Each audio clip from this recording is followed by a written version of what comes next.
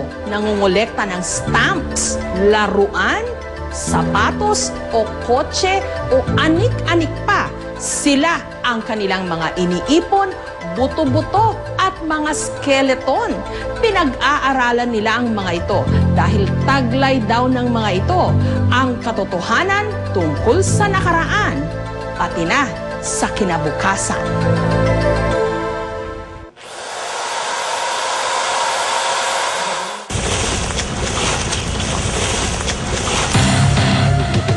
Sa mapunong parte ng Davao, naabutan namin ang grupo ni Arante na abalang-abala sa paghuhukay.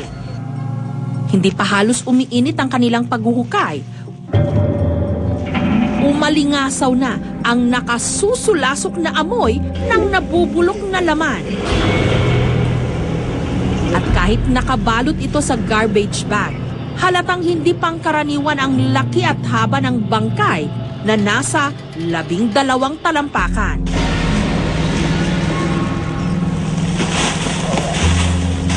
Dito namin napag-alaman, labi pala ito ng isang buwaya. Gano'n nakatagal itong nandito? 3 buwan pa, sir. Asimbolo na to, parang skeleton. Head caretaker si Arante dito sa Davao Crocodile Farm. Siya raw ang tagapaglibing dito ng mga namatay na buwaya. Yung ginagawa po namin pag mamatay ito, binabalatan muna. Kunin mo ng balat bago ilibing. Pagkatapos, may dito na maghanap ng buto. Hukayan namin to. Ang hinukay na labi ng buwaya, ibinigay ni Arante kay Darrell, isang animal bone collector. This would go over here behind the head. So 15 taon na raw naninirahan dito sa Pilipinas si Darrell. At marami na rin daw siyang nakolektang buto ng mga hayop. this is the left leg bone.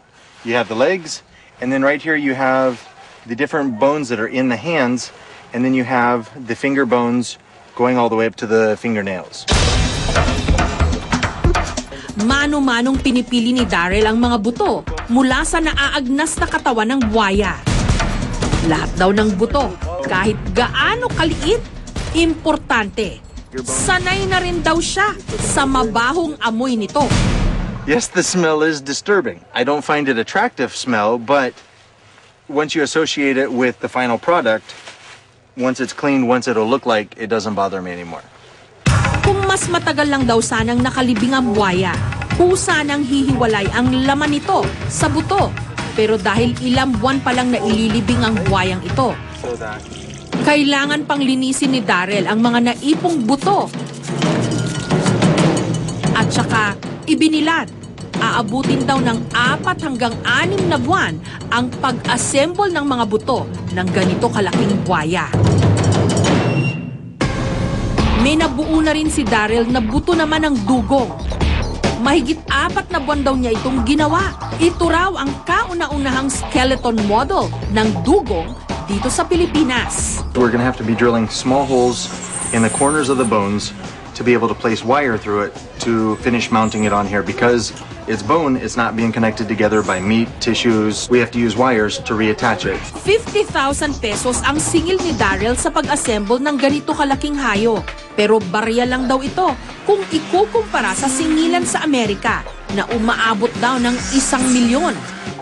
Pero ang kahalagahan daw ng kanyang ginagawa, hindi napipresyohan. By preserving the bones, the kids are able to see what's actually inside the animal. Ang mga ito ang inilalagay sa mga museo, gaya na lang sa museum na ito sa Rojas Boulevard.